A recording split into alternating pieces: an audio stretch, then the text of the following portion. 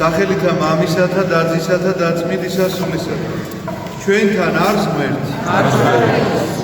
ყველას გილოცავთ დღევანდელ დღეს, ღმერთმა მრავალს დაგასწროთ თქვენ და სრულიად საქართველო.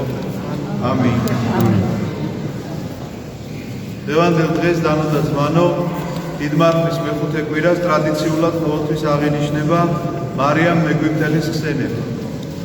მარიამ მეგვიპტელის ხსენება, უბრალოდ მისი ცხოვრება მეტნაკლებად ყველა ეკლესიურ ადამიანს სმენია, იმიტომ რომ ვინც ტაძარში დადის, მას ესეთი დღეები აქვს მიწვნილი, ეს მთელი კვირა მარიამ მეგვიპტელის კვირა არის. ხუთშაბათს სინანულის კანონი იკითხება და მარიამ მეგვიპტელის დღეს უწოდებენ ამ ხუთშაბათსაც. დღევანდელ დღეს მისი ცალკე კიდე ხსენება გარდა დიდმარხვის ამ კვირიაკისა და აქვს რაღაცა განსაკუთრებული ღვაწლი და ამიტომაც ეკლესიამ ასეთი პატივი მიაგო მას.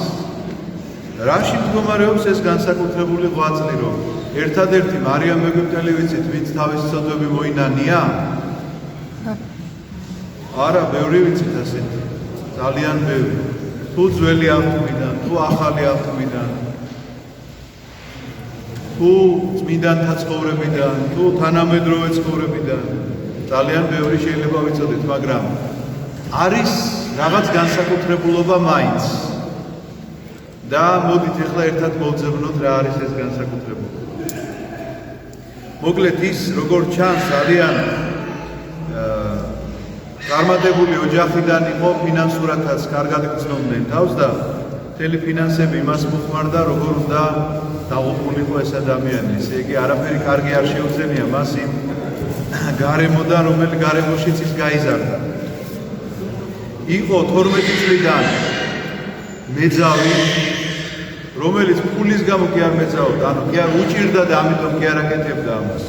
უბრალოდ ეს გარყვნილება მოსწონდა და ასე ცხოვრობდა და ასე ამითი ერთობოდა, მოკლედ შეიძლება ითქვას, ფულს არ იღებდა ეს ამ საქმეში, სამაგიეროდ ძალიან გატაცებული იყო იმით, რომ აი ვინმე ეცთუნებინა ადამიანი, რომელიც მაგალითად რაღაცა სუფთა ცხოვრებას აპირებდა, ის თავისი ამ გარეგნული მომხიბვლელობით ეთყობა სარგებლობდა და ესეთ ადამიანებს აცთუნებდა. მე მინდა გითხრათ, რომ ეს ძალიან დიდი ვნება არის. ჩვენ თანამედროვე სამყაროში უამრავ რევოლუციებს ხომ მოვესწარით, ხან ვარდების იყო და ხან ჩაის დალევის და ხან რისი და ხან რისი, მაგრამ ერთი რევოლუცია, რომელიც ჩვენ თავს გადაგვდა, ამ რევოლუციაზე ხმამაღლა არავინ არ ლაპარაკობს. ეს არის სექსუალური რევოლუცია. აი ჩვენს თანამედროვე სამყაროში ჩვენ გვაქვს ამისი ძალიან სერიოზული პრობლემა, იმიტომ რომ ეს გარყვნილება ისეთი სახით შემოვიდა და ისე შეგვაჩვიეს ამას ყველაფერს სატელევიზიო ეთერის საშუალებით, ჩვენი კომპიუტერების საშუალებით, ტელეფონის საშუალებით, ყველაფერს სარეკლამო რგოლშიც კი შეიძლება საერთოდ არ ეხებოდეს, აი ხო გეუბნებით, შეიძლება ნახოთ გვილის პასტის რეკლამა იყოს, მაგრამ იქაც კი ვიღაცა რაღაც ისეთი სექსუალურ ან მოქმედებას, ან გარეგნობას, ან ისეთი ადამიანი გააკეთებს ამ ხოლო, რაღაცა აქეთ არის მინიშნება.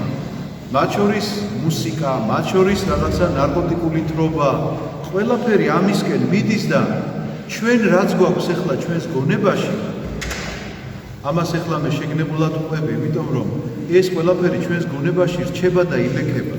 ხანდახან ლოცვის დროსაც კი შეიძლება ამოგიტივტივდეს ის რაღაცა ნანახი, რაღაცა სიბილწეს კი არ უყურებდი, შეიძლება სარეკლამო რგოლი ნახე უბრალოდ რაღაცა ტელევიზორის ცქერის დროს და ამ დროს ეს ისე ჩარჩეს შენს გონებაში, რომ ისეთ ადგილას გაგახსენდეს, საკუთარი თავისაც კი შეგრცხვეს.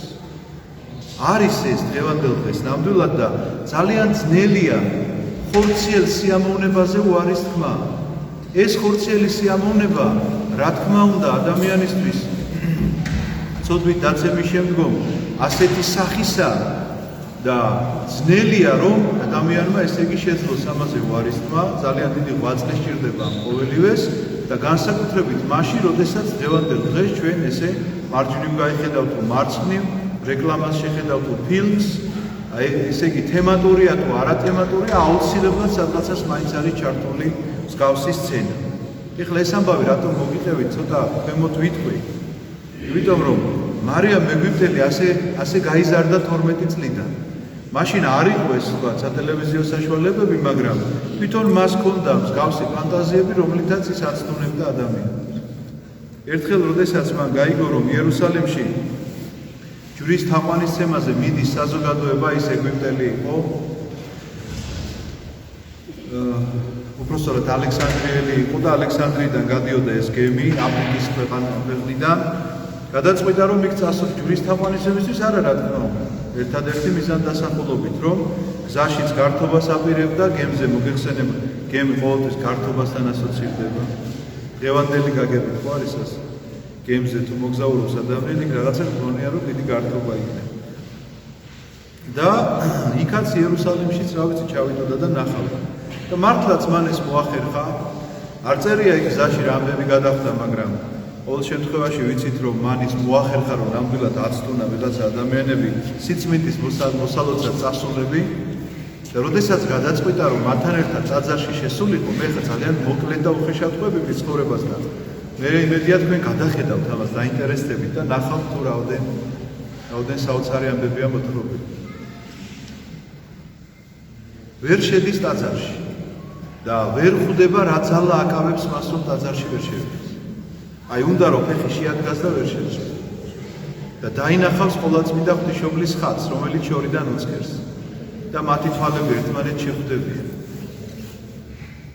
და დაიბადება ახალი ადამიანი. აი ეს არის მარიამ მეგვიპტელის განსაკუთრებულობა, რომლის შესახებაც მე დავიწყე დღეს ლაპარაკი, რომ რატო ნაკლები მონანული წმინდანები ვიცით, ნაკლები რაღაც საქმე რომ გაუკეთებიათ. ამან თუ 50 წელი ცხოვრა, ონუფრედინმა 60 წელი ცხოვრა, უდაბნოში საერთოდ კაცი არ ყავდა ნანახი ისე და ანგელოზები დადიოდნენ მასთან.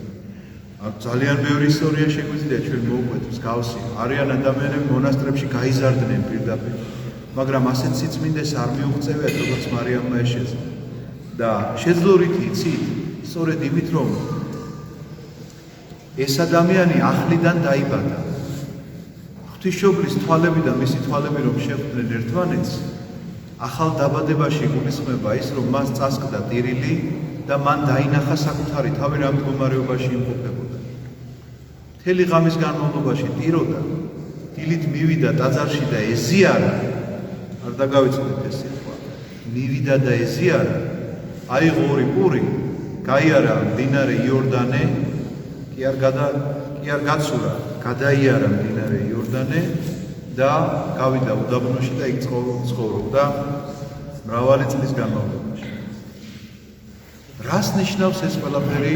არ ვიცი თქვენ გიფიქრიათ თუ არა, მაგრამ წარმოიდგინეთ ადამიანი, რომელიც ასეთ უკიდურეს ცოდვაშია, უცბად მიდის ტაძარში და ეზიარება და სასწრაფოდ გადის უდაბნოში. მან განამარტო საკუთარი თავი დაინახა. მან დაინახა თუ როგორ უნდა შეენარჩუნებინა სიწმინდე. ჩვენ როდესაც ამ მარხვაში ვილაპარაკეთ, როგორ უნდა ვიმარხულოთ, ჩვენ როდესაც ვილაპარაკეთ იმაზე, თუ როგორ უნდა ვილოცოთ, არ ვილაპარაკია ერთ რამეზე, რა არის ნამდვილი სინანული. ხავთ ნაყოფი სინანულისა, ასეთ რამეს ამბობს იოანე ნათლისმცემელი, როდესაც პირველ ქადაგებას იწყებს. და რა არის ნაყოფი სინანულისა, იცით? ის კი არა რომ მოხვედი და მოინანი, ის რომ ამ მონანიებულს როგორ შეინარჩუნე. და მარიამ მეგვიპტელმა შეძლო სწორედ ეს. აი ამის შენარჩუნება შეძლო საკუთარი შეიძლება ითქვას სისხლის დათხევის ფასად, იმიტომ რომ თქვენ გონიათ რომ ეს ახალი ადამიანი დაიბადა, მეთქი წეღან რომ ვახსენე, დაიბადა ახალი ადამიანი და მორჩა ნება აღარა. არც ის არ ახსოვს ის წარსულში რაც ჩადიოდა, არც ის ხორციელი მოთხოვნილებები აღარ დარჩა. რა თქმა უნდა, ყველაფერი ეს ისე დარჩა, რომ მის ცხოვრებაში წერია, რომ ამ გახურვებისგან ისეთი ვნება შემოდიოდა, მაშინ რომ გონებას კარგავდა. გონების დაკარგვამდე მიდიოდა, მაგრამ მაინც უდაბნოში რჩებოდა. და წერია საოცარი რა. მან მიაღწია ისეთ სიმაღლეს, რომ უქმნელი ნათელის შესახებ, როდესაც ისიხასტებზე ვლაპარაკობდი ჩვენ გრიგოლ პალამას კვირა როცა იყო მეორე კვირა დიდ მარხვისა, აი ამას მიაღწია ადამიანმა, რომელსაც 12 წლიდან 17 წლის განმავლობაში გახრწნილების მეტი არაფერი არ უკეთებდა.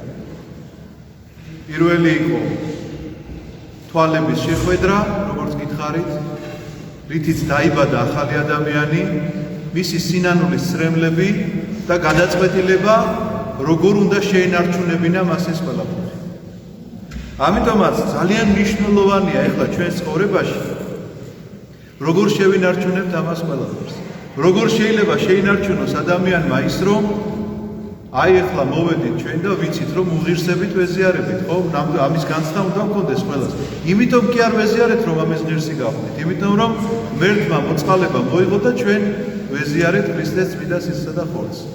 მთელი მეცადინეობა ეხლა როგორ შეიძლება შეინარჩუნო შენ აი ამ სიწმინდის შეთქმობა რომ შენში შემოვიდა და არანაირად არ შეურაცხო ის აი ეს არის მარიამ მეგვიპტელობა, მეტი კი არაფერი. ამიტომაც არის ის ყველას მფარველი შეიძლება ითქვას, ვისაც ოდნავი მაინც სინანული აქვს.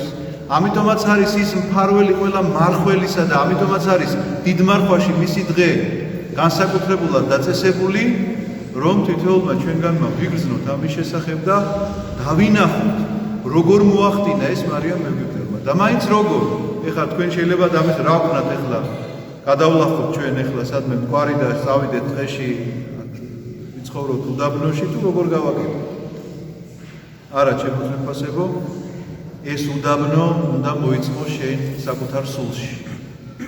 ცოდვა, რომელიც ცოდვაც თავს არ განებებს, ერთხელ და სამუდამოდ უნდა მოიკვეთო და უნდა შეძლო რომ უდაბნო მოუწყო სწორედ აი ამ ცოდვას. ეს ცოდვა თუ კი არის მაგალითად განკითხვის ცოდვა, რომელიც საკმაოდ მძიმე ცოდვა და მილაპარაკია მე თქვენთან რომ ვერ ვიშლით ამას და რაღაცაირად გამოძებულად ჩართული ვართ ამ პრობლემაში, ამ ცოდვას უნდა მოუწყო უდაბნო და იცით როგორ უნდა მოუწყო უდაბნო?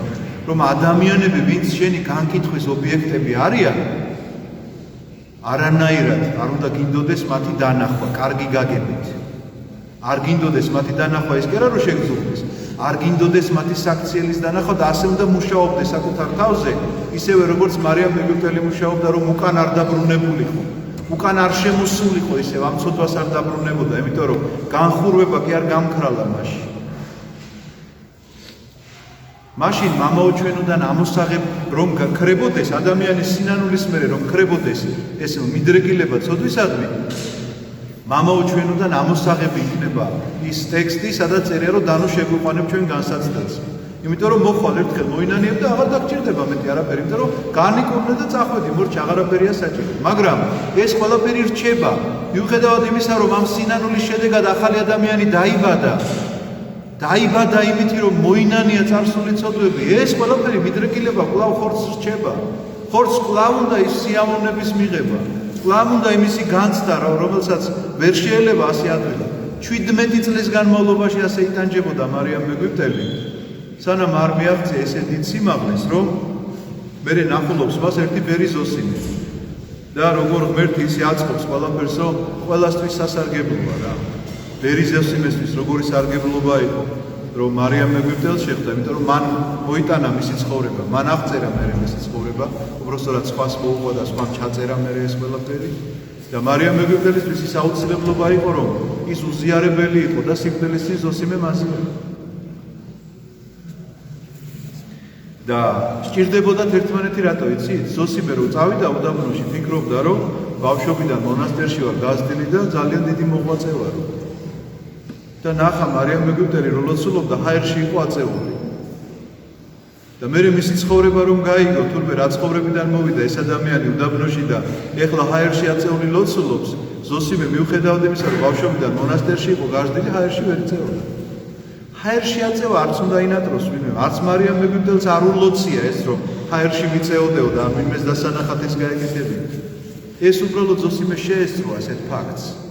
მარიამ მეგვიპტელი წმინდა წერილიდან, სახარებიდან ყვებოდა ისტორიებს, რომელიც არასდროს არ წაუკითხავს. სახარება მას გადანაშლელი არ ქონდა. ზოსიმეს ისეთი მინიშნებები მისცა, რომ წინამძღვარს რაღაც პრობლემები შეექმნებოდა, რომელიც წინამძღვარის თვალით არასდროს არ უნახავს. ასეთი იყო მისი გულისხმა, ასეთი იყო ღმერთთან განდობის შემდგომ ადამიანები, ასეთები ხდებიან. და მარიამ მეგვიპტელმა ყოველივე ამას მიაღწია. და მიაღწია კიდევ ერთხელ გიმეორებთ, რითი მან გამოიყენა ეს ხერხი, რომ ახალი დაბადების შემდგომ როგორ უნდა შეენარჩუნებინა ეს სიწმინდე. აი ამ სინანულის მაგალითის დამტოვებელი არის მოკლედ ჩვენთვის მარიამ მეგვიპტელი და ამიტომაც არის განსაკუთრებულად მისი ხსენება. ასეთივე ისტორია აქვს მოთაშორის მინდა გითხრათ პეტრე მოციქულს. იფიქრიათ თქვენ ამის შესახებ. როდის დაიბადა პეტრე როგორც მოციქული? მაშინ როდესაც ქრისტემ დაუძახა წამოდი ჩემთან ერთადო? იმის მერე რამდენი რამ შეეშალა პეტრეს? იმის მერე რამდენი თავის ემოციებზე დაყრდნობით რამდენი რამე თქვა, რომელიც არ გამოვიდა ისე როგორც უნდა გამოსულიყო. შენთან ერთად დღესვე მზად ვარ რომ მოვკვდეო და მაცხოვარი ეუბნება რომ მამალი სანამ ეკვლებს სამჯერ იტყვი ჩემზე რომ საერთოდ არ ვიცნობ. ხო მახსოვდა ეს სიტყვა. მაგრამ ნახეთ რა მოხდა იქ სადაც მან უარყო ქრისტე ცოტა ხანში შებორკილებული ქრისტე გამოიყვანეს ეზოში უნდა ჩამოეტარებინათ და პეტრეს და იესოს თვალები შეხვდნენ ერთმანეთს. აი აქ დაიბადა პეტრე. როგორ დაიბადა? დაიბადა რომ მიხვდა რაც გააკეთა და იწყებს ტირილს. ეს მისი ტირილი შენდობით მთავრდება, როდესაც მკვდრეთით აღდგომილი მაცხოვარი მას ეუბნება რომ პეტრე გიყვარ ვარ? კი მიყვარ ხარ, მაშინ დამწყსე ჩემი ცხვრები. მეტი რა შეიძლება უთხრას? რა შეიძლება მიანდოს ადამიანს? საკუთარ სამწყსოს ანდობს და ეუბნება დამწყსე ჩემ. ანუ პეტრე შენდობილია, მაგრამ მის ცხოვრებაში წერია, რომ ყოველ დილით მამლის ყივილზე პეტრე იწყებდა ტირილს. შენდობილი კაცი რაღაცომ ტირის ხომ არ იცი? ეს არის შენარჩუნების გზა. შენდობის შენარჩუნების, სიწმინდის შენარჩუნების გზა არის ერთადერთი. პეტრესთვის ყოველ დილის მამლის ყივილზე ტირილი, მარიამ მეგვიპტელისთვის უკან მოუხედაობა იმ უდაბნოდან ჩვეულებრივ ცხოვრებაში ეს გახლავს სწორედ დასტური იმისა, რომ ასე უნდა გადავწყვიტოთ ჩვენც, როდესაც ზიარებასთან მოვალთ, რომ შევინარჩუნოთ ეს სიწმინდე და უნდა შევინარჩუნოთ რითი. სადღაცას გეპატიჟებიან იცი, რომ საცდური არ უნდა წახვიდე. ჩათვალე რომ უდაბნო მოიწე. განკითხვაა, ლა უდაბნო უნდა მოიწყო და ის ადამიანები უნდა წაშალო ამ შენი იმიდან, რა ქვია, მეხსიერებიდან იმ წამს, როგორც კი მათი განკითხვის შესახებ გეწყება საუბარი.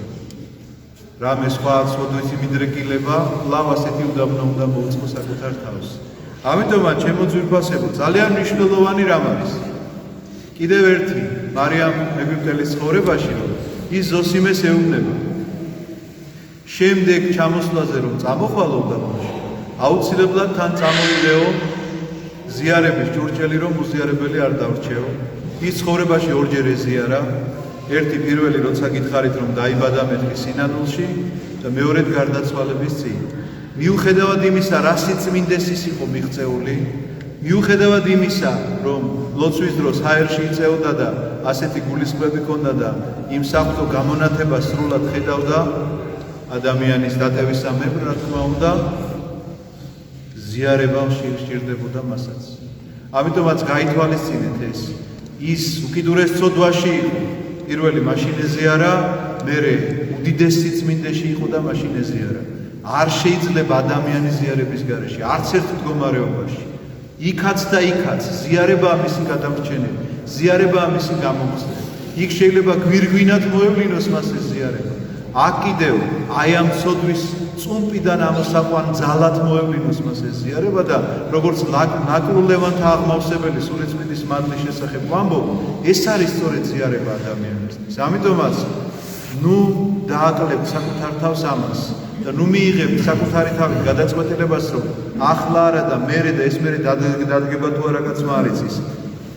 და ნუ რაღაცნაირად თქვენი ლოგიკაში ნუ მოაქცევთ იმას, რომ როგორ უნდა ეზიაროთ და რანაირად უნდა ეზიაროთ.